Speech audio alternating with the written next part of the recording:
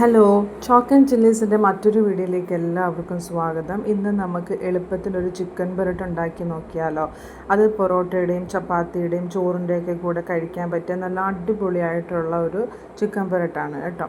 ഇതെങ്ങനെയാണ് ഞാൻ ഉണ്ടാക്കുന്നതെന്നുള്ളത് കാണിച്ചു തരാം. ഇതിലേക്ക് ആവശ്യമായിട്ടുള്ള ചിക്കൻ എടുക്കാം. നല്ല വൃത്തിയാക്കി കഴുകിയെടുത്ത ചിക്കനിലേക്ക് നമുക്ക് കുറച്ച് പൊടികൾ ചേർത്ത് കൊടുക്കാം. മഞ്ഞൾപ്പൊടി, മുളക് പൊടി, മല്ലിപ്പൊടി, ഗരം മസാല, കുറച്ച് ഉപ്പും കൂടെ ഇട്ടിട്ട് നല്ലപോലെ ഒന്ന് മിക്സ് ചെയ്യാം. മിക്സ് ചെയ്തതിന് ശേഷം കുറഞ്ഞത് ഒരു അരമണിക്കൂറെങ്കിലും ഈ ചിക്കൻ ഒന്ന് റെസ്റ്റ് ചെയ്യാൻ വേണ്ടിയിട്ട് വെക്കാം.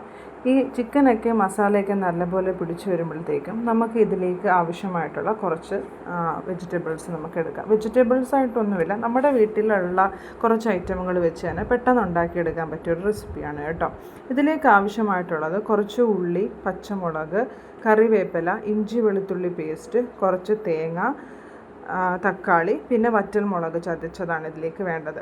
ഒരു പാൻ ചൂടാക്കാൻ വേണ്ടിയിട്ട് വെക്കുക. അതിലേക്ക് ഓയിൽ ഇട്ടതിന് ശേഷം നമ്മൾ നേരത്തെ പുരട്ടി വെച്ചിരിക്കുന്നതായ ചിക്കൻ ഓരോന്നായിട്ട് ഇട്ട് കൊടുക്കാം. ചിക്കൻ അധികമൊന്നും ഫ്രൈ ആക്കേണ്ട ആവശ്യമില്ല. കാര്യം നമ്മൾ ഈ ചിക്കനിലുള്ള വെള്ളം എടുത്ത് മാറ്റുക എന്നുള്ള ഉദ്ദേശത്തോടെയാണ് ചിക്കൻ ഒന്ന് നമ്മൾ ഫ്രൈ ചെയ്യണത്. അതുകൊണ്ട് ഡീപ്പ് ഫ്രൈ ഒന്നും ആകേണ്ടതായിട്ടുള്ള ആവശ്യമില്ല.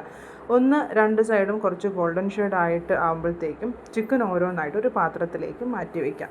പാത്രത്തിലേക്ക് മാറ്റി വെച്ചതിന് ശേഷം വേറൊരു പാൻ എടുക്കുക. അത് ചൂടായി വരുമ്പോഴത്തേക്കും നമ്മൾ ചിക്കൻ പൊരിച്ചതായ അതേ ഓയിൽ തന്നെ ഈ പാനിലേക്ക് ഒഴിച്ചു കൊടുക്കുക. എന്നിട്ട് നമ്മൾ നേരത്തെ എടുത്തു വെച്ചതായ തേങ്ങ കുഞ്ഞായിട്ട് അരിഞ്ഞത് ഇതിലേക്ക് ഇട്ട് കൊടുക്കാം. എന്നിട്ട് ഉള്ളി ഇട്ട് കൊടുക്കാം. പച്ചമുളക്, കറിവേപ്പില, ഇഞ്ചി വെളുത്തുള്ളി ചതച്ചത്, ഇത്രയും കൂടി ഇട്ടിട്ട് കുറച്ച് ഉപ്പും കൂടി ഇട്ടിട്ട് നല്ലപോലെ ഒന്ന് മിക്സ് ചെയ്യുക. എന്നിട്ട് ഇത് കരിയാതെ തന്നെ നോക്കണം.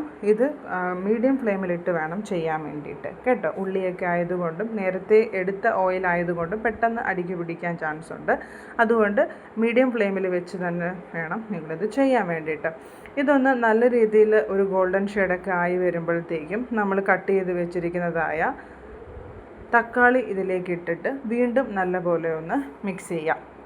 മിക്സ് ചെയ്തതിന് ശേഷം നമ്മൾ നേരത്തെ കുറച്ച് ഡീപ്പ് ഫ്രൈ ചെയ്ത് വെച്ചിരിക്കുന്നതായ ചിക്കന് ഇതിലേക്ക് ഇട്ട് കൊടുക്കാം. ചിക്കൻ ഇതിലേക്ക് ഇട്ട് കൊടുത്തതിന് ശേഷം വീണ്ടും കുറച്ച് പൊടികൾ ഇതിലേക്ക് ചേർത്ത് കൊടുക്കണം. മഞ്ഞൾപ്പൊടി, മുളക് പൊടി, മല്ലിപ്പൊടി, ഗരം മസാല, എന്നിട്ട് നേരത്തെ ചതച്ച് വെച്ചതായ വറ്റൽ മുളകും കൂടെ ഈ ഒരു സമയത്ത് നമുക്കിതിലേക്ക് ചേർത്ത് കൊടുക്കാം. എന്നിട്ട് കുറച്ച് ഉപ്പും കൂടെ ഇട്ടതിന് ശേഷം വീണ്ടും നല്ല രീതിയിലൊന്ന് മിക്സ് ചെയ്തെടുക്കുക. ചിക്കൻ പെരട്ട് ആയതുകൊണ്ട് തന്നെ കുറച്ച് സ്പൈസി ആയിരിക്കും. അപ്പോൾ അതുകൊണ്ട് നിങ്ങൾക്ക് എത്രത്തോളം സ്പൈസിയാണോ ആവശ്യമായിട്ടുള്ളത് അതനുസരിച്ച് വേണം വറ്റൽമുളക് ചതച്ചതിലേക്ക് ഇട്ട് കൊടുക്കാൻ വേണ്ടിയിട്ട്.